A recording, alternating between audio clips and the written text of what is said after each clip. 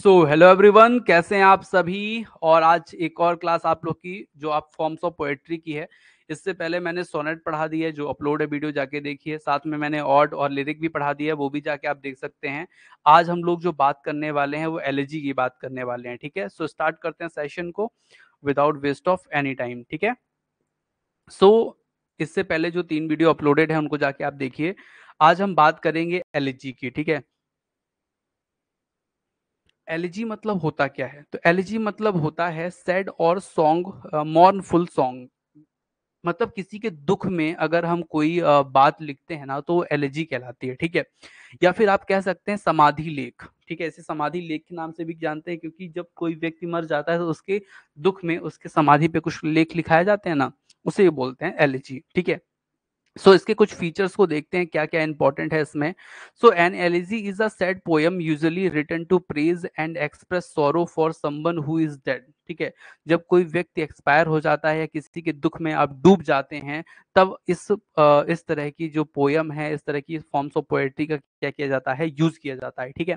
A lament for a departed beloved और tragic event. और ऐसे भी इवेंट पे लिखा जाता है कि जब कोई विलव्ड जो है वो दूर हो जाते हैं या कोई ऐसी घटना हो जाती है, तो उसमें दुख होने के कारण, उसमें दुखी होने के कारण वो जो पोयम निकलती है उसको हम क्या कहते हैं, एलेजी कहते हैं। The elegy was wrote in the 16th century from middle French. ठीक है, तो इसका जो उद्गम है वो फ्रेंच में हुआ है। बाकी इससे पहले जो ऑड थी, जो लिरिक थी, उसका रोमन में या लैटिन में हुआ था। उससे पहले जो सोनेट थी उसका इटालियन में हुआ था, इटली में हुआ था। इसका फ्रेंच में है। ठीक है, तो ध्यान रखिएगा, ये 16th सेंचुरी में फ्रेंच पे इसका उद्गम हुआ था। ठीक है। लेकिन ये जो वर्ड है ना, ये वर्ड रोमन लैटिन ही है। ठीक है। The word elegy comes from the Latin Roman, Rome. Word elegos, ये किससे बना है? एल्गोस से बना है, जिसका मतलब होता है मॉर्नफुल सॉन्ग या फिर गाना। ठीक है, मॉर्नफुल पोयम या फिर सॉन्ग। ठीक है।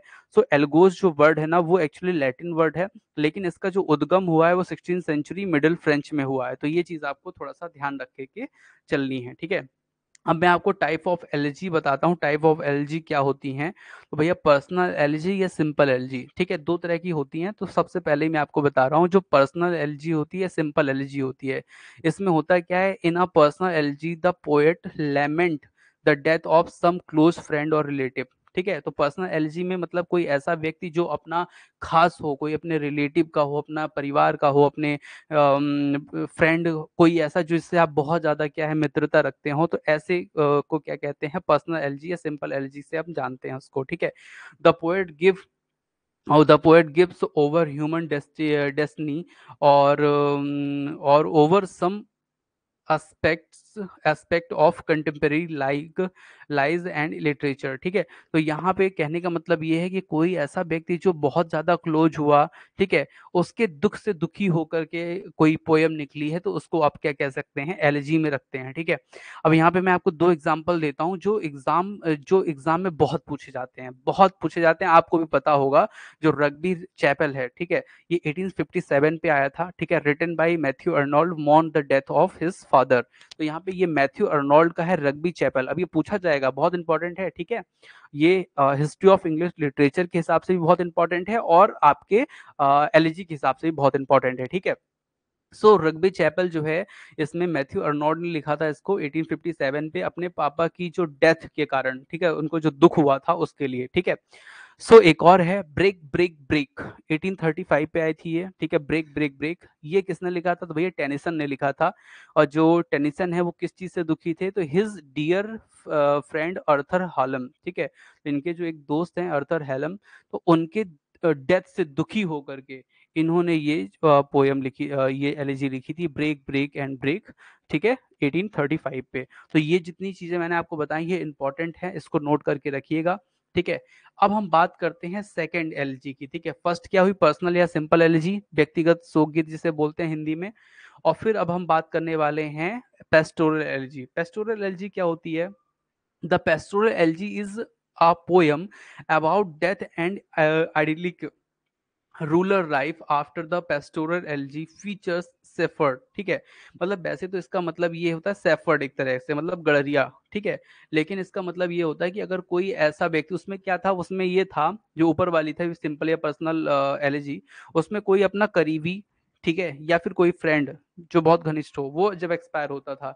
इसमें क्या होता है कि कोई भी अगर किसी भी बात से कोई जो हमारा पोएट दुखी है और वो लिख देता है, ठीक है, बस वो क्या ना होना चाहिए, पर्सनल नहीं होना चाहिए, पर्सनल कोई व्यक्ति का संबंध नहीं होना चाहिए, और ना कोई फ्रेंड होना चाहिए, ना रिलेटिव होना चाहिए, तो वो किस में आ जाता है, वो पेस्टोरल में आ जाता है, ठीक है। सो इसमें मैं आपको एग्जाम्पल देता हूँ, कुछ एग्जाम्पल जो इंपॉर्टेंट है। अच्छा, इसमें एक चीज और है, अगर रूरल लाइफ होती है ना, जैसे गांव की लाइफ, जैसे मैं जब गांव में रहा फोर्थ क्लास में, तो मुझे स्कूल जाना पड़ता था, तो स्कूल में जब जाओ तो बहुत सारा कीचड़ होता था, जूते पूरे गंदे हो जाते थे। रूरल लाइफ के बारे में जो पूरी बेकार चीजें हैं, जो मतलब जो जिससे कठिनाई हो रही है जीवन जीने में, ठीक है। हर साल घर में 2 सांप घुसते थे, आते थे, ठीक है, काट भले नहीं पाते थे, उससे पहले उनको भगाया जाता था। तो वो जो चीजें हैं ना, वो उस तरह की जो रूरल लाइफ है, उसको भी हम पेस्टोरल एलजी में क्या करते हैं, रखते हैं, ठीक है। सो एक ग्रेज नाम सुना होगा आपने, थॉमस ग्रेज का। थॉमस ग्रे जो हैं, उन्होंने 1751 पे एक एलिजी लिखी थी, ठीक है, ग्रेज नाम से, ठीक है, नहीं sorry, country country churchyard नाम से, ठीक है। Elegy written in a country churchyard, country churchyard नाम से लिखी थी ग्रेज ने।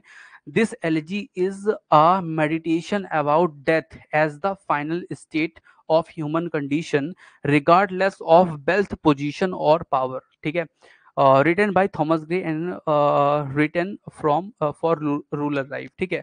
तो जो कंट्री चर्चयार्ड है, तो ये पूछेगा कि एलजी है क्या है, तो आपको ये पहले बताना है कि एलजी है। दूसरा, कब लिखी गई, 1751 पे। किसने लिखी, थॉमस ग्रेज ने लिखी, ठीक है।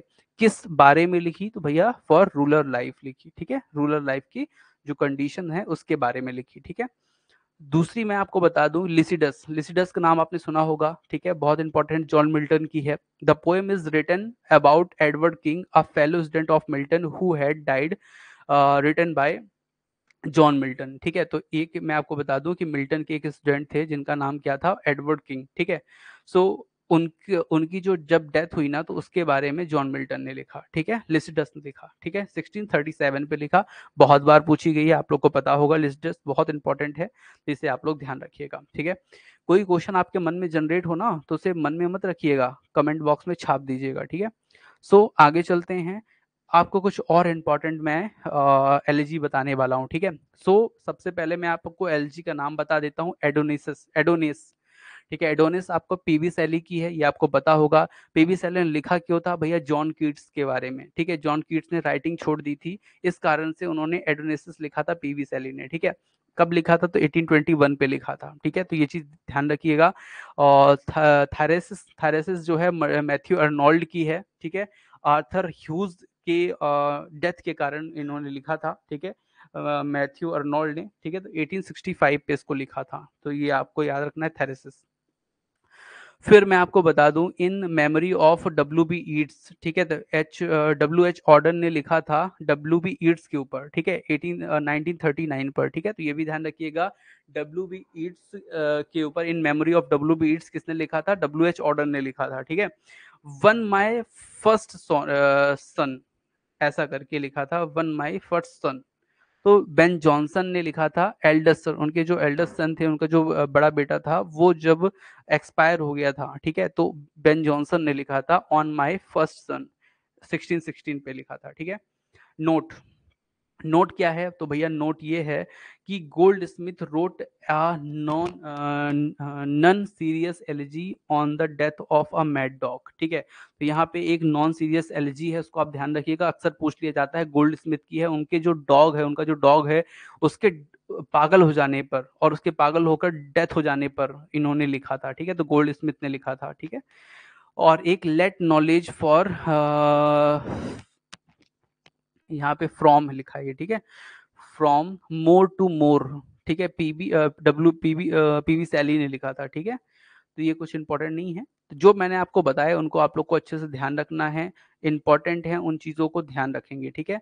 नेक्स्ट हमारी जो क्लास होने वाली है ना, वो आपकी जो क्लास होने वाली है नेक्स्ट, वो आपकी होगी कहना चाहिए कि यूनिट 16 की, या फिर आप कह सकते हैं यूजीसी नेट और सेट के लिए। ठीक है, तो स्टार्ट करते हैं सेशन को। नेक्स्ट वाले में जुड़िए सभी लोग। ठीक है, आज के सेशन पे इतना ही। Thank you for watching dear students.